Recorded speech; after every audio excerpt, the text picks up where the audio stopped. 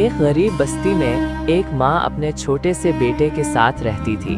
बाप दुनिया से जा चुका था, इसलिए माँ ही उस बच्चे की पूरी दुनिया थी। माँ दिन भर लोगों के घरों में काम करती, कभी बर्तन धोती, कभी कपड़े धोती, कभी सफाई करती। शाम को जब घर आती तो उसके हाथों में जख्म होते, मगर वो बेटे के सामने हमेशा मुस्कुरा देती। एक रात बेटे ने देखा कि माँ चुपके चुपके रो रही है। बेटा आहिस्ता से बोला, अम्मी आप क्यों रो रही हैं? माँ ने आंसू छुपाते हुए कहा, कुछ नहीं बेटा, बस थकन है। बेटा सब समझ गया। उसने उसी दिन दिल में वादा किया, एक दिन मैं अपनी माँ की सारी तकलीफ खत्म कर दूंगा। वो लड़का दिन रात मेहनत करने लगा। जब दोस्त खेलते थे तो वो पढ़ाई करता था, जब सब सो जाते थे तो वो लाइट के नीचे किताब खोलकर बैठ जाता था। साल गुजरते गए।